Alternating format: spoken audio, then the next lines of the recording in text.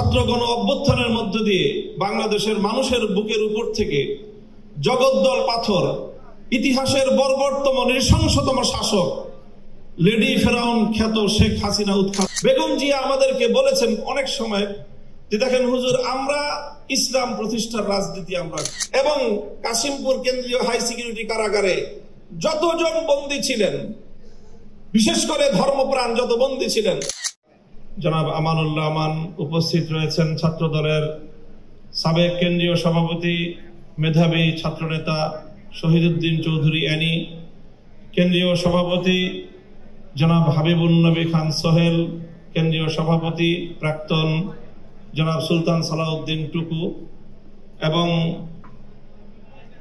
ছাত্র বিষয়ক বিএনপির সম্পাদক জনাব রকিবুল ইসলাম মুকুল, এবং ছাত্র দলের কেন্দ্রীয় নেতৃবৃন্দ, সমবেত প্রতিযোগী ভাই বোনেরা, এবং আজকের এই উপস্থিতি, দীর্ঘ সময় ধরে আপনারা এবং আমরা আপনাদের ছাত্র দলের প্রাক্তন কেন্দ্রীয় সফল সভাপতিদের অত্যন্ত মনোমুগ্ধকর আলোচনা শুনেছি। আমরা এই পর্যায়ে যথেষ্ট দেরি, অনেক বিলম্ব হয়েছে আজকের কর্মসূচিতে, এজন্য আমি দীর্ঘ বক্তব্য রাখার সুযোগ পাব না।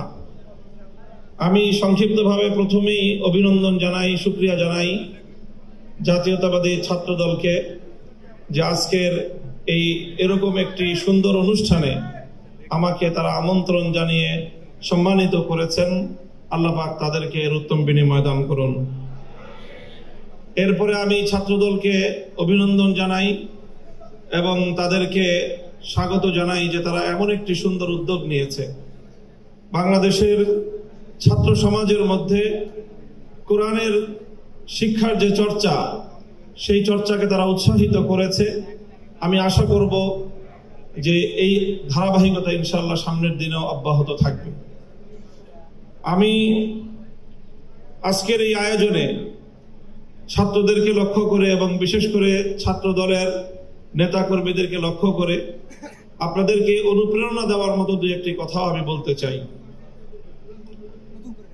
প্রিয় উপস্থিতি, বাংলাদেশ জাতীয়তাবাদী ছাত্র দলের যাত্রা শুরু হয়েছিল শহীদ প্রেসিডেন্ট জিয়াউর রহমানের হাত ধরে। শহীদ জিয়াউর রহমান সাহেবের শাসনামল এবং তার নেতৃত্বের সময় খুব ভালো করে প্রত্যক্ষ করবার সুযোগ আমার হয়নি, কারণ তিনি যখন শাহাদাত বরণ করেন তখনও আমরা কৈশোরের সময় পার করতে পারিনি, তবে স্মৃতি এখনো কিছুটা মনে রয়েছে। শহীদ প্রেসিডেন্ট জিয়াউর রহমান সাহেব তিনি জাতীয়তাবাদী ছাত্র দলকে বাংলাদেশের রাজনীতিতে মেধাবীদের একটি সম্মেলন হিসেবে গড়ে তুলেছিলেন, যেখান থেকে আগামী দিনের রাষ্ট্রচিন্তক বের হয়ে আসবে, যেই ছাত্র সংগঠন থেকে আগামী দিনে বাংলাদেশের নেতৃত্ব তৈরি হবে। আমি মনে করি ছাত্র দলকে তাদের সেই প্রতিষ্ঠার ইতিহাস এবং ঐতিহ্য অবশ্যই স্মরণ রাখতে হবে। আমি দীর্ঘ সময় আমরা দেখেছি আপনাদের বাংলাদেশ জাতীয়তাবাদী দলের নেত্রী বেগম খালেদা জিয়ার শাসনামল খুব ভালোভাবে দেখবার, প্রত্যক্ষ করবার এবং কাছ থেকে অনুভব করবার সুযোগ আমাদের হয়েছে। 4 দলীয় জোট যখন গঠিত হয়েছিল, 4 দলীয় জোটের 4 শীর্ষ নেতার মধ্যে অন্যতম একজন ছিলেন আমার বাবা মরহুম শাইখুল হাদিস আল্লামা আজিজুল হক রহমতুল্লাহ আলাইহি। সেই সুযোগেও অনেক জানাশোনার সুযোগ আমার হয়েছে। আমি আজকে আপনাদের এই উপস্থিতিকে বেগম জিয়ার 2টি কথা উদ্ধৃত করতে চাই।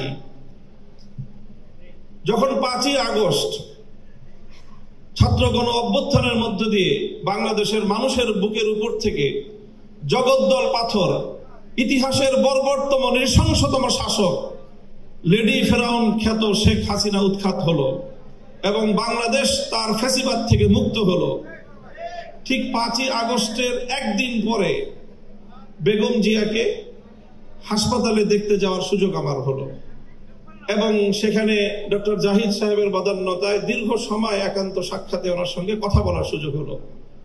চিন্তা করেন, যে মহিলা অশীতিপর বয়সে জীবন মৃত্যুর সন্ধিক্ষণে দাঁড়িয়ে যার দ্বারা এমনভাবে নিগৃহীত হয়েছেন, অপমানিত হয়েছেন, নিজের প্রিয় বাস্তুভিটা তাকে ছাড়তে হয়েছে, এবং জীবন মৃত্যুর মাঝামাঝি দাঁড়িয়ে বছরের পর বছর কারাগারে তাকে নিক্ষিপ্ত থেকে মৃত্যুর প্রহর গুনতে হয়েছে, যার উপর অত্যাচার এবং নির্যাতনের কোনো সীমা ছিল না। সেই বেগম জিয়া যখন জানতে পারে, তার সামনে তো ঘটছিল বাংলাদেশের এই পরিবর্তন, পট পরিবর্তন, শেখ হাসিনার এই পতন, স্বাভাবিকভাবেই তখন তো তার সঙ্গে কথা বললে প্রতিক্রিয়ার মধ্যে শেখ হাসিনার কিছু পর্যালোচনা, শেখ হাসিনার শাসনামলের কিছু জুলুম নির্যাতনের কিছু বিবরণ, তার ক্ষোভ, তার দুঃখ, মর্মবেদনার কিছু গল্প উঠে আসার কথা। আমি বিস্ময়াভিভূত হলাম। তার সঙ্গে প্রায় আধা ঘন্টার মতো আমার কথা হলো। তিনি আধা ঘন্টার মধ্যে একবারও শেখ হাসিনার নাম উচ্চারণ করেননি। তিনি পূর্ণ সময়টায় দুটি কথা বলেছেন। একটা হলো আমার মরহুম বাবা শাইখুল হাদিস সাহেবের সঙ্গে তার রাজনীতির কিছু স্মৃতিচারণ তিনি করলেন এবং আমাকে সেজন্য অভিনন্দন জানালেন। আর দ্বিতীয় আরেকটি কথাই তিনি বারবার বললেন। তিনি বললেন যে আপনাদের কথা মানুষ শুনে, আপনারা মানুষকে গিয়ে বলেন, দেশের জনগণকে গিয়ে বলেন, কেউ যেন দেশের সম্পদ নষ্ট না করে। এই সম্পদ তো আমাদের, গণভবন, প্রধানমন্ত্রীর কার্যালয় সহ এই রাষ্ট্র আমাদের। মানুষকে শুধু একটা কথা বলেন, যেন কেউ এই রাষ্ট্রের কোনো সম্পদ নষ্ট না করে। আমি অভিভূত হলাম যে এই পরিস্থিতিতে একজন মানুষ, তার কিন্তু নিজের অতীত জীবনের দুঃখ কষ্ট নিয়ে কোনো ইতিহাস তার মনে নেই। তার শুধু মনে দেশপ্রেম, মানুষের ভালোবাসা, দেশের সম্পদের ভালোবাসা, দেশটা যেন এগিয়ে যেতে পারে। আমি মনে করি যারা জাতীয়তাবাদী রাজনীতি করেন, জাতীয়তাবাদী দলের, আপনাদের সকলের, আপনাদের নেত্রী থেকে এই দেশপ্রেমের শিক্ষা গ্রহণ করা উচিত এবং সেভাবেই দেশকে ভালোবেসে দেশকে গঠন করার জন্য আত্মনিয়োগ করা উচিত। এবং আমি ওনার ব্যক্তিগত জীবন এবং তার অর্থনৈতিক স্বাবলম্বিতা সম্পর্কে যে তথ্য আমরা জানি, সেটা আসলেই বিস্মিত হওয়ার মতো যে 3 বার বাংলাদেশের রাষ্ট্রপ্রধান, প্রধানমন্ত্রী থাকা পরেও তার অর্থনৈতিক যে সক্ষমতা, তার যে সাধারণ মাত্রা, সেটা বিস্মিত হওয়ার মতোই। কাজে সেই চেতনা থেকে, সেই প্রেরণার দ্বারা আপনারা রাজনীতি করবেন, এটা জাতীয়তাবাদী ছাত্র দলের সকল নেতাকর্মীর প্রতি আমার উদাত্ত আহ্বান থাকবে। দ্বিতীয় আরেকটি কথা আমি বেগম জিয়ার উদ্ধৃতিতে আজকের এই মঞ্চে আমি উচ্চারণ করতে চাই। দেখেন, দীর্ঘ একটা সময় একসঙ্গে আমরা যুগপৎ রাজনীতি করেছি, জোটবদ্ধ রাজনীতি করেছি, আন্দোলন করেছি, সরকার গঠন করেছি। আমি একটি ঐতিহ্যবাহী রাজনৈতিক, ধর্মীয় রাজনৈতিক পরিবারের সন্তান। আমাদের রাজনীতির মুখ্য উদ্দেশ্য হলো আল্লাহর জমিনে আল্লাহর দ্বীন প্রতিষ্ঠিত করা, আল্লাহর জমিনে খেলাফত ব্যবস্থা কায়েম করা। এটাই হলো আমার রাজনীতির মূল দর্শন। তবে আপনারা যেই রাজনীতি করেন, সেই রাজনীতির সাথে আমাদের রাজনীতির কিছুটা পার্থক্য আছে। সেই পার্থক্যের জায়গাটুকুও বুঝতে হবে এবং সেখান থেকে আপনাদের দায়িত্ব এবং ভূমিকার কথাও আমি বলছি, আমার বক্তব্য দিয়ে নয়, বরং আপনার নেত্রীর উদ্ধৃতি দিয়ে। বেগম জিয়া আমাদেরকে বলেছেন অনেক সময় যে দেখেন হুজুর, আমরা ইসলাম প্রতিষ্ঠার রাজনীতি আমরা করি না, তবে আমাদের পরিষ্কার অবস্থান হলো এই যে আপনারা যদি ইসলাম প্রতিষ্ঠা করবার জন্য দেশে রাজনৈতিকভাবে সামনে অগ্রসর হয়ে যেতে পারেন, আমাদের বিএনপির পক্ষ থেকে সহযোগিতা পাবেন, বিরোধিতা পাবেন না। এই যে আজকে হাবিবুন নবী খান সোহেল ভাই যে কথাটা বললেন, অনেকেই বিএনপি এবং আওয়ামী লীগকে এক পাল্লায় পরিমাপ করে। আমি মনে করি এটা অনেক বড় অবিচার। আওয়ামী লীগ ইসলামিক রাজনৈতিক সংগঠন নয়, বিএনপিও ইসলামিক রাজনৈতিক সংগঠন নয়, তবে এই দুটির মধ্যে ঐতিহাসিক অনেক ব্যবধান রয়েছে। সেই ব্যবধানটার কথা আমি আরেকটা উদ্ধৃতি দিয়ে একটু স্মরণ করিয়ে দিতে চাই। বাংলাদেশ জাতীয়তাবাদী দলের একজন মরহুম নেতা, সাবেক মন্ত্রী চৌধুরী কামাল ইবনে ইউসুফ, আপনাদের অনেকের নাম মনে থাকার কথা। তার একটা উদ্ধৃতি, তিনি একদিন এক প্রসঙ্গে বলেছিলেন, একটা কথা বলতে গিয়ে বিএনপির প্রতি তার নিজের যে অধিকার, সে অধিকার সাব্যস্ত করতে গিয়ে বলেছিলেন যে বেটা, আমি 200 বছর ধরে বিএনপি করি। কি বলেছেন? 200 বছর ধরে আমরা বিএনপি করি।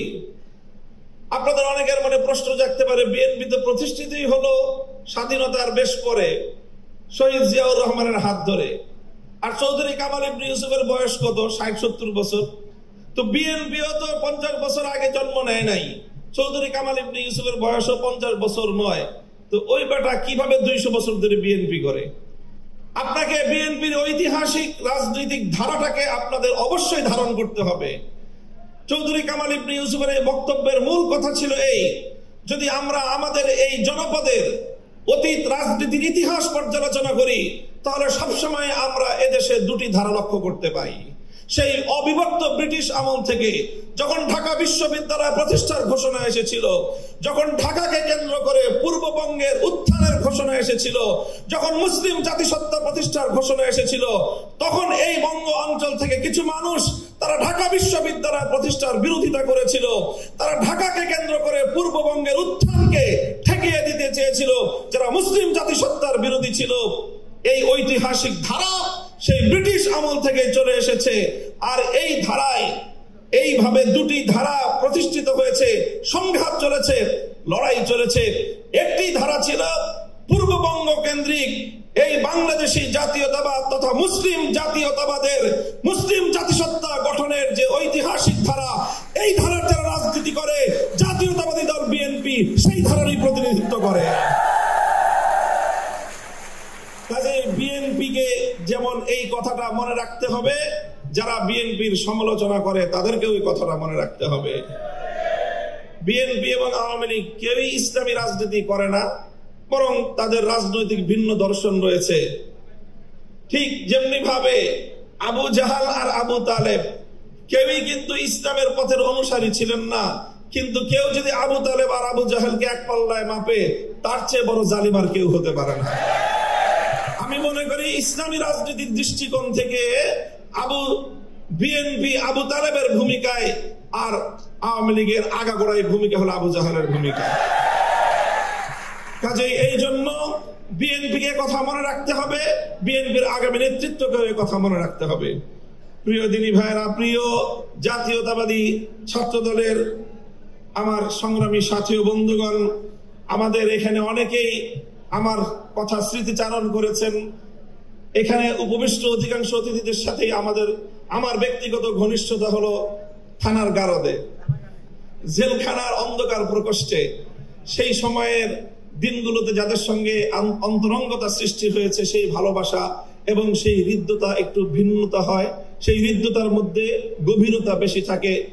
আমি আপনাদের এই শহীদুদ্দিন চৌধুরী আলী ভাই, সুলতান সালাউদ্দিন টুকু ভাই সহ আরো অনেকের সঙ্গে আমাদের সেই দুঃসময়ের দিনগুলো একসঙ্গে অতিক্রম করেছি। আরো অনেক নেতৃবৃন্দ ছিলেন, এই যে গিয়াসউদ্দিন আল মামুন সাহেব, তারপরে মিয়া নুরুদ্দিন অপু ভাই, আর এরপরে বিশেষভাবে যাকে আজকে আপনাদের এই মঞ্চে আমার স্মরণ করতে মনে যায়, তিনি আপনাদের প্রাক্তন কেন্দ্রীয় সভাপতি মরহুম নাসিরউদ্দিন আহমেদ পিন্টু ভাই। আমার জন্মস্থান আমাদের লালবাগের যিনি নেতা, যাকে নির্মম ভাবে মৃত্যুর দিকে শুধু ঠেলে দেওয়া হয়েছে বলবো না, বরং যাকে পরিকল্পিতভাবে হত্যা করা হয়েছে। জাতীয়তাবাদী ছাত্রদলের একজন কেন্দ্রীয় সভাপতি পিন্টু ভাই কেমন ছিলেন, একটি কথা শুধু আপনাদেরকে স্মরণ করিয়ে দিতে চাই, যেন আপনারা তার আদর্শের অনুসরণ করতে পারেন।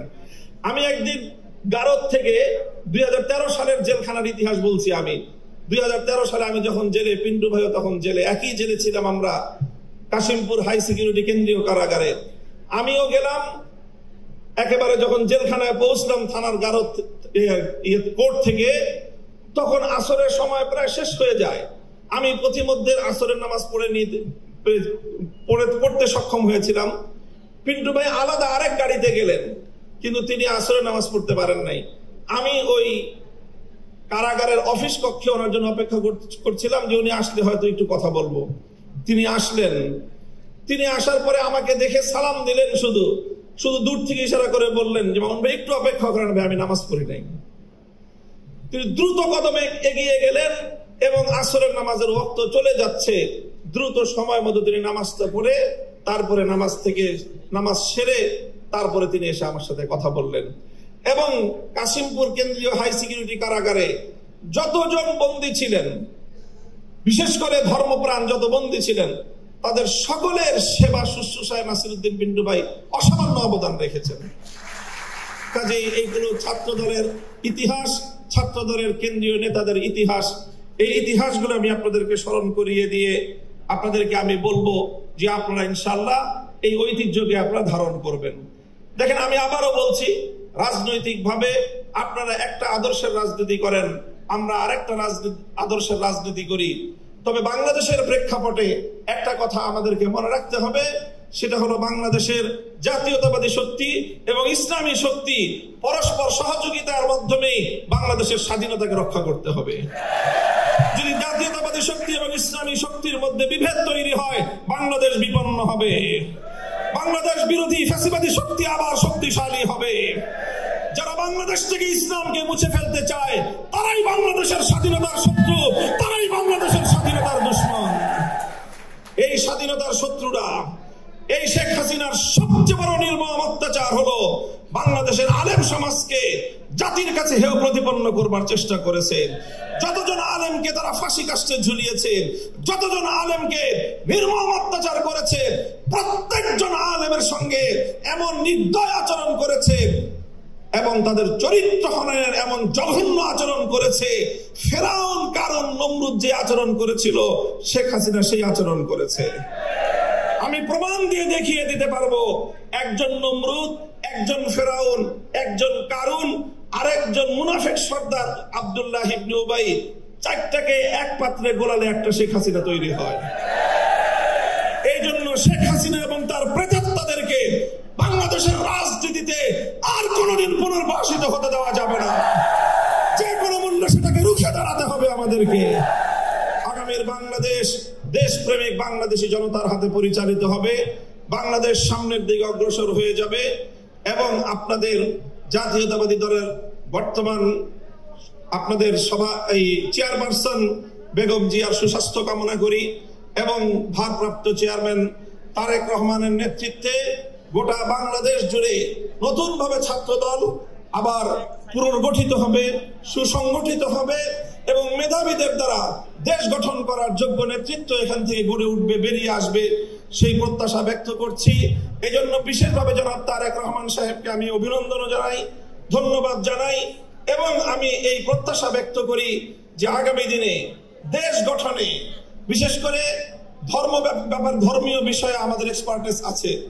সেই জায়গা থেকে আমি জনাব তারেক রহমান সাহেবকে রাষ্ট্র এবং রাজনীতি পরিচালনায় ধর্মীয় দৃষ্টিকোণ থেকে যে কোনো ধরনের পরামর্শ এবং সহযোগিতা দেওয়ার জন্য ইনশাআল্লাহ প্রস্তুত রয়েছি। এই পয়গাম আমি আজকের মঞ্চ থেকে জাতীয়তাবাদী ছাত্র দলের পক্ষ থেকে তাদের অভিভাবক, বাংলাদেশ জাতীয়তাবাদী দলের অভিভাবক এবং তাদের মূল নেতা, আগামী দিনে তাদের কান্ডারি ভারপ্রাপ্ত চেয়ারম্যান জনাব তারেক রহমান সাহেবকে দিয়ে এবং আপনাদের সকলের সর্বাঙ্গীন সাফল্য কামনা করে সকল প্রতিযোগীদেরকে ধন্যবাদ জানিয়ে বক্তব্য শেষ করলাম। আসসালামু আলাইকুম ওয়া রাহমাতুল্লাহ।